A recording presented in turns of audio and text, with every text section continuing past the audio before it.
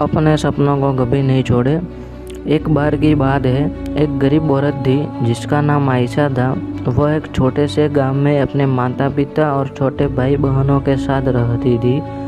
उसके पिता किसान थे, लेकिन खेत बहु उपजाऊ नहीं था और अक्सर किसी तरह का गुजारा करते थे।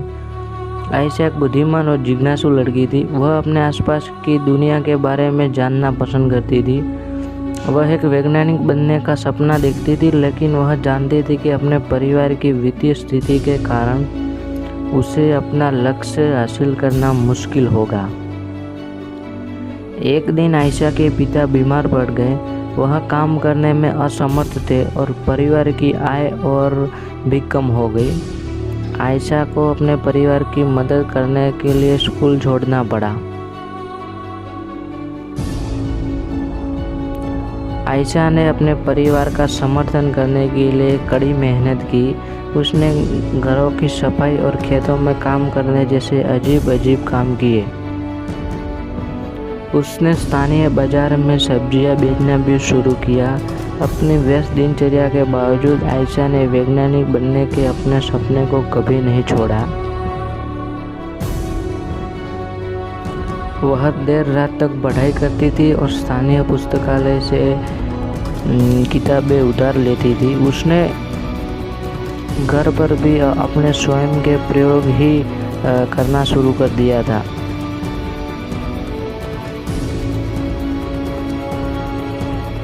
सालों की कड़ी मेहनत और लगन से दृढ़ संकल्प के बाद आयशा ने आखिरकार अपने सपने को साकार कर ही लिया, हासिल कर ही लिया। वह विश्वविद्यालय में दाखिला लिया और वैज्ञानिक बन गई। उन्होंने विज्ञान के क्षेत्र में महत्वपूर्ण योगदान दिया।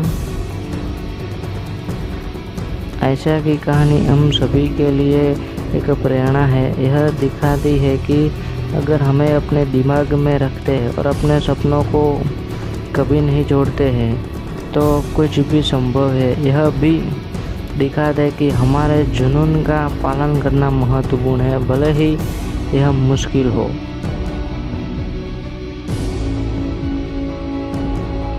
तो दोस्तों, हमें यहाँ कहानी में से सीखने को मिलता है कि हमें ज़िंदगी में सफल होने के लिए लगन से कड़ी मेहनत करते ही रहना चाहिए।